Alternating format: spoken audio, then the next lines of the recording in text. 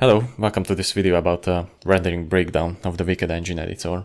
In this video I will use the RenderDoc graphics debugger, which I frequently use to just debug any graphics issues that I have while developing.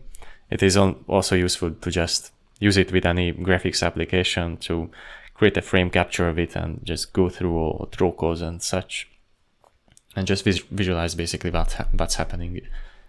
So if you open this application, the texture viewer is displayed.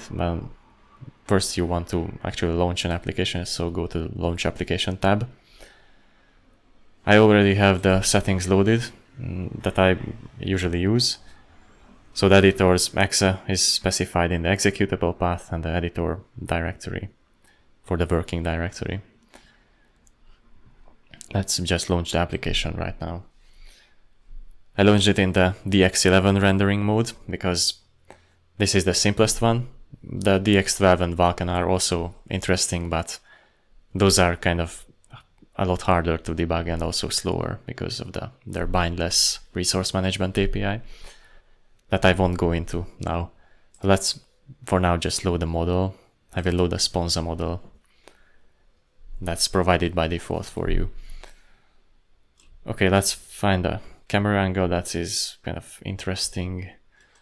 I also, let's say, enable screen space ambient occlusion post-process just for the sake of it. And okay, let's say that we want to capture this. I just press the F12 button and the application will freeze for a bit while it's creating the capture. And if you go back to RenderDoc, then you see that the capture is created. You can create several different captures, but for now let's just work with one. I close the application and the capture will be opened. It goes back to the texture viewer when you can see the final rendering result. At the top of the screen there is a timeline of the most important events, but I usually use this kind of event browser on the left hand side to navigate through them. I find that it makes more sense for me, but you can also step into events here by clicking on them and whatnot. So let's just go back to the beginning of the frame. First the skinning, and you can see that the timeline also jumped back to the beginning. These two correspond to each other. So first the skinning, with no commands are generated because there is no objects that will be skinned here or animated. Then the emitted particles are updated. Since there are emitted particles in the scene, then we can see that some dispatch compute shaders are running. But these are not really interesting right now. We want to see some rendering at first, so let's go to the Opaque Zebra pass, which is the first rendering pass.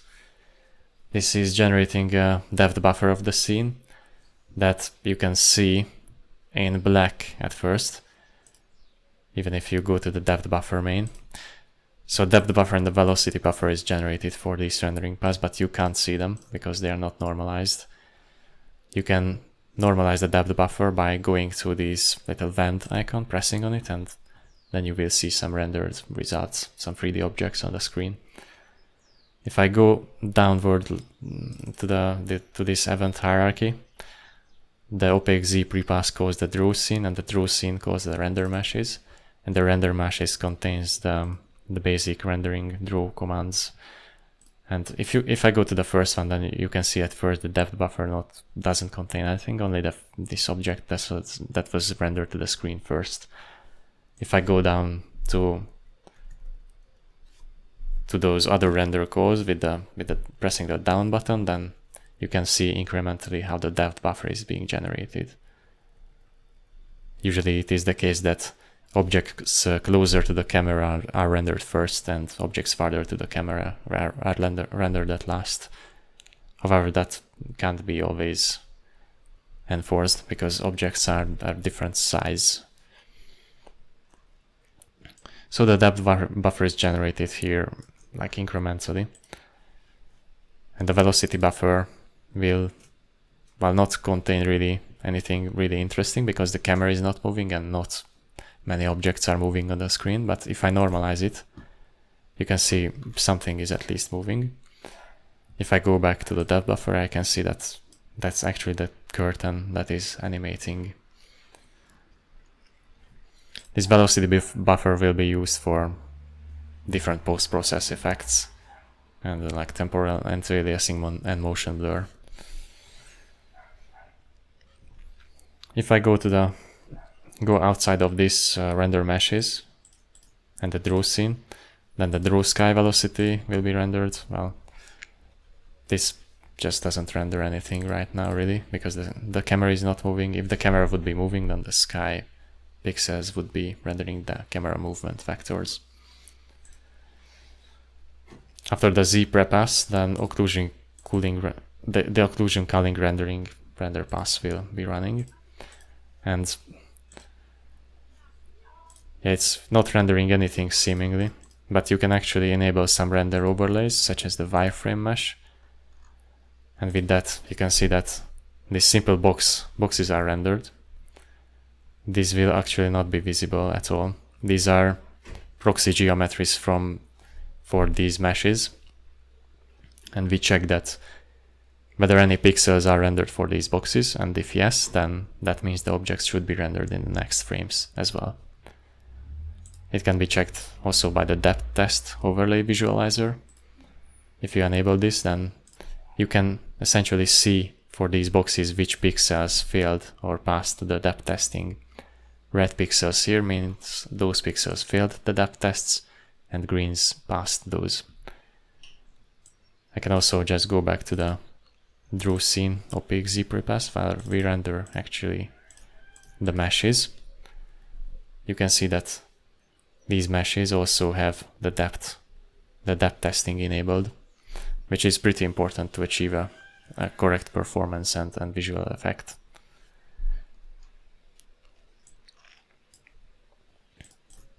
After the opaque Z prepass and the occlusion culling rendering, the scene's depth buffer will be just copied to a texture that is only readable. And then also the depth buffer is going to be linearized into the linear depth buffer. You can also normalize these textures by hand by this slider. The linear depth buffer is used for post-process effects to get values with a linear depth distribution. And not only the linear depth is rendered for every pixel, but it is also downsampled, downscaled into these MIP levels. You can see the MIP levels here, if you in this combo box. So in MIP levels downwards, you can see that the MIP level loses, the linear depth buffer loses its details, but can be used to efficiently sample depth, linear depth for lower resolution post processes, or even do some basic occlusion culling. And then once the linear depth is complete, then the SSAO post process can use that to render the SSAO, the screen space ambient occlusion. As you can see, it's well, you can open the inputs here, and then you can see its input the texture linear depth and also the texture depth. And the output is this. This is a pretty noisy result of the screen space ambient occlusion technique, which will be refined in later passes. The next pass is actually, which is a bilateral blur, which this will just blur out that noise with a blur that's also edge aware, so it won't blur over the geometric edges. So this is the final result of that simple screen space ambient occlusion post process.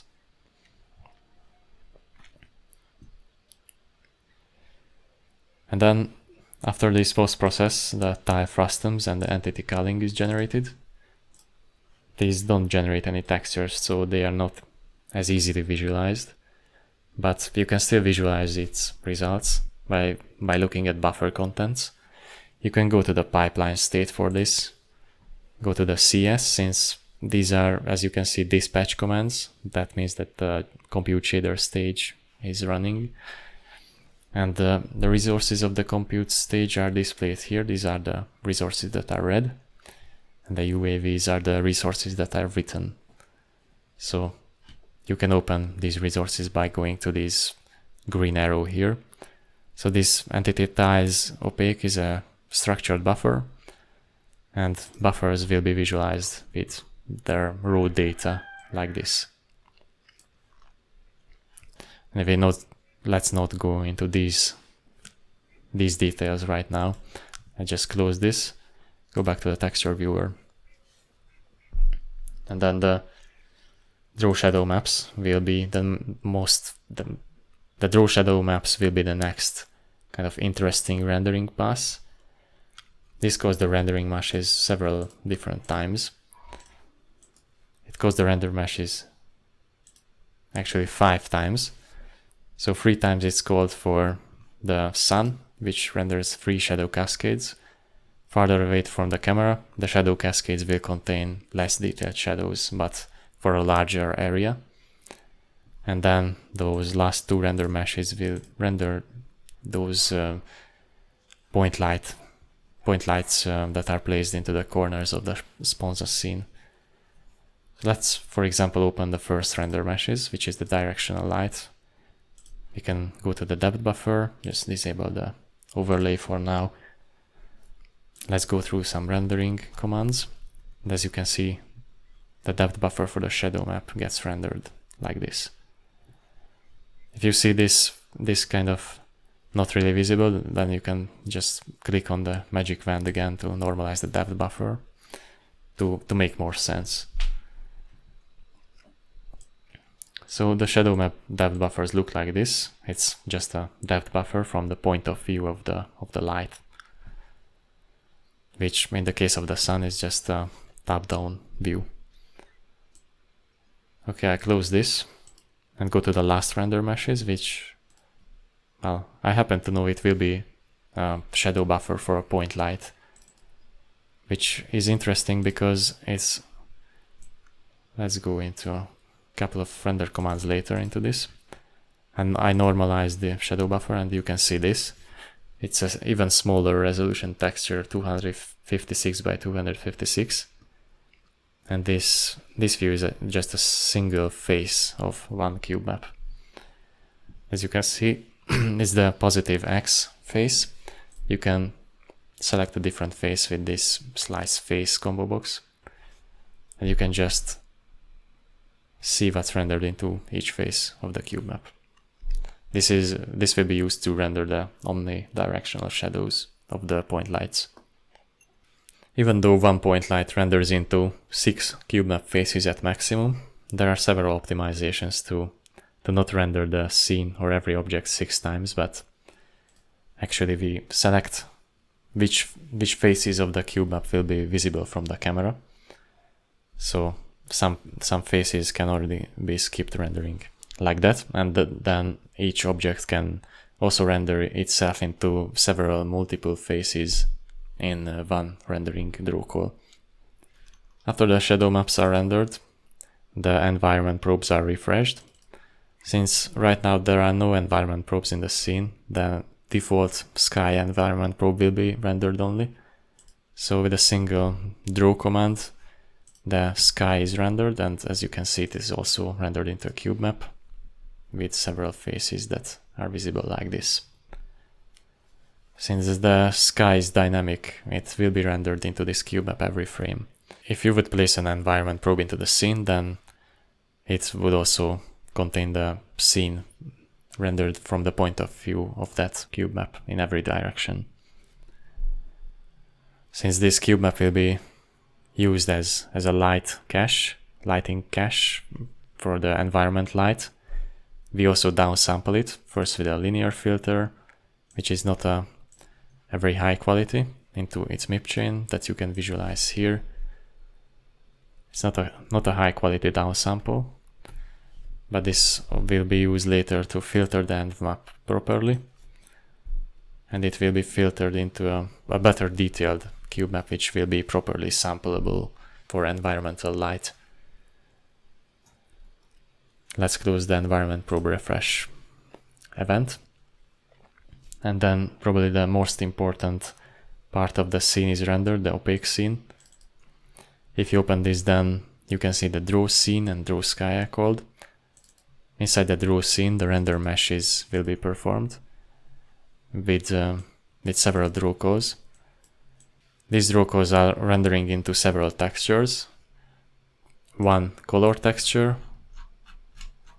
It contains the final scene colors in HDR lighting space and lighting applied on top of these. The second texture contains the normals of the scene, which post-processes can use. And then there is also the depth buffer, which is only used as a depth testing. It is not written anymore in this case. As you can see with these draw codes, if you enable the wireframe mesh overlay, the meshes are essentially rendered again to the screen.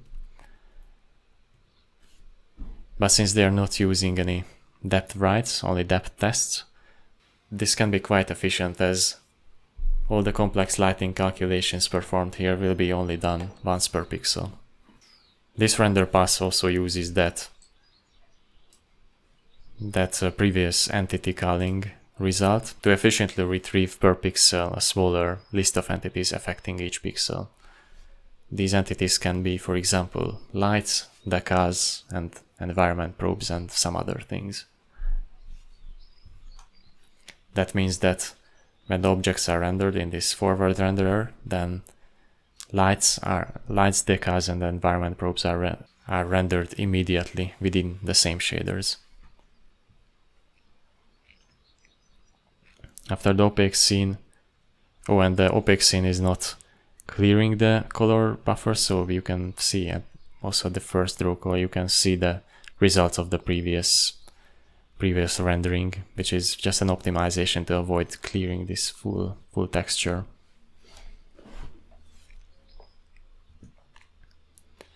I close the draw scene and the draw sky will be performed. As you can see, this is just a full screen pass, since the wireframe mode is not, it's just only displaying the bottom line essentially.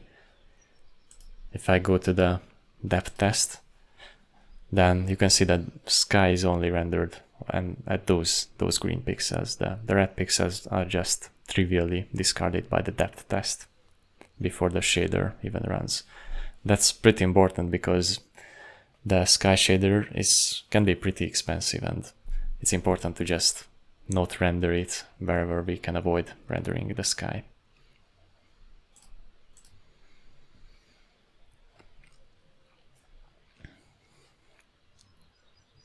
Rendering the sky is also useful to clear those parts of the screen which could not be cleared by rendering real geometry on top of them. So that means that we can just avoid clearing the render target with a clear render target command, and we just ensure that since the sky is always rendered, it will be cleared. Then the render scene MIP chain will downsample this scene into a lower resolution target. First, it's copied to a temporary render target, and that's later used to run a post-process blur Gaussian on top of it. Several passes are run for different MIP levels, and if you go to the last one, you can see the end result in the last MIP level. And you can go to different MIP levels to see the gradual downsampling of the scene. This will be used by transparent objects that are using a high roughness to achieve sort of a nice rough translucency effect. After that, the transparent scene is rendered, but since the sponsor scene doesn't contain any transparent objects right now, it just doesn't contain any rendering commands or API calls. The transparent scene also contains some other renderings such as light visualizer, emitted particle. Well, emitted particles we have here, so I just open that, and you can see that if I enable the wireframe mesh, then Here you can see the emitted particles being rendered. These particles are textured quads, as you can see.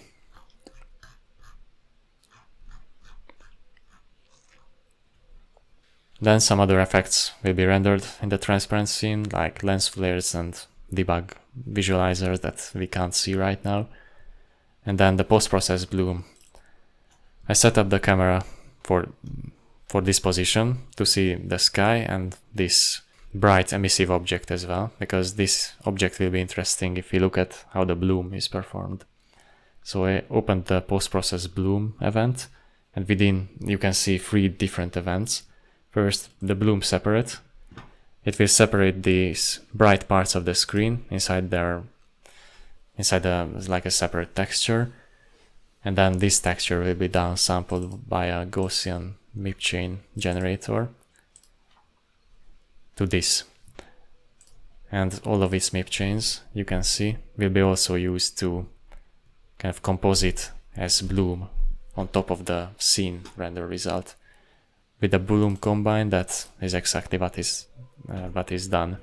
So that if you open that kind of MIP chain and the scene color G buffer is just combined together to this.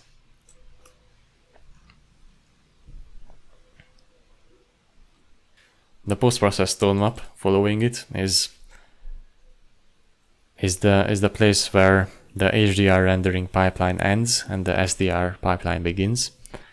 It just converts the HDR colors to the SDR space with a tone map operator. As you can see, this will be the SDR scene result. 2D elements of the screen, such as the GUI and sprites, will be composed on top of this. Since the editor uses it's different kind of approach to render paths. Since the render paths can be switched, it doesn't render the GUI inside the 3D render path, but it uses its separate 2D render path to render the GUI exclusively. So that just means that this GUI is not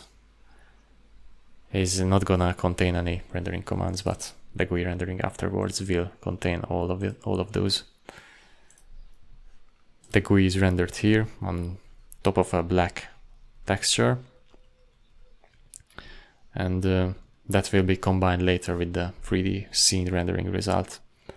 As you can see, the GUI also contains this kind of blurred downsampled scene texture that was rendered after the tone map post-process with the GUI background blur, and it is just the same kind of downsampling the scene with a Gaussian blur, but it's actually downsampling the SDR version of the scene. The GUI is rendered with a multitude of font and image rendering commands. And the final GUI result you can see here.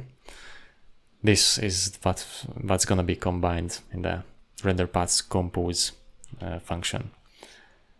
If you go down the composition, you can find that an image is being rendered. This is a full screen image, just rendering the result of the render path 3Ds rendering onto the screen. And then some images of the editor, such as editor icons, will be rendered on top. And then finally the GUI will be composed on top of it. The last rendering command is this font, the information display on the top left corner of the screen. If I zoom into it, you can see the font is rendered with a single draw call as textured quads, or actually 2 draw calls, since one of the draw calls renders the font shadow and the next one renders the font like colors. The font, if you check the inputs, is contained in a texture atlas. All the different characters that were ever used by the engine were rendered to this texture atlas, and then they were used in these textured quads. If you are interested in delving deeper into how the Wicked Engine rendering works, then the good news is that these text events you can always search for in the engine codebase.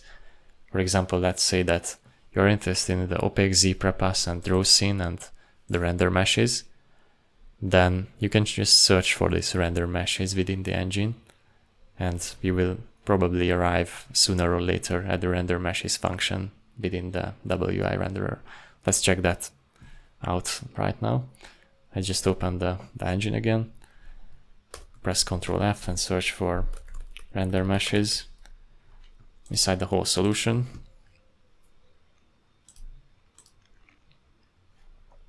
Okay, these are the results of it. And well, the first results that points to some code is actually here in the WI renderer.cpp. The render meshes is kind of a very core function to just render the whole scene, all the meshes of the scene.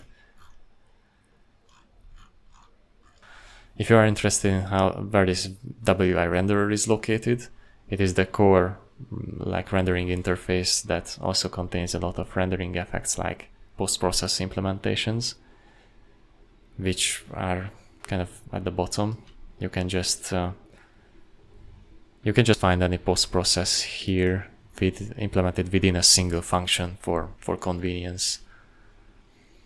You can find this WI renderer if you go down to the engine source project, and then to the engine, and then the graphics, and then there is the WI renderer header and CPP files. If you want to check out how the Opaque Z prepass is, where this render meshes is called, the Opaque Z prepass, for example, that will be located in the render path 3D, which is at the part of the high level interface. You can find the high level interface classes here. Here's the render path 3D. It has different kind of interesting functions. For example, the render function. It's used to start rendering threads on the CPU, start rendering passes, and render into off-screen render targets. Those off-screen render targets, which are dependent on the screen resolution, are always created in the render path's resize buffers function. The render path's update function, you could be already familiar with this.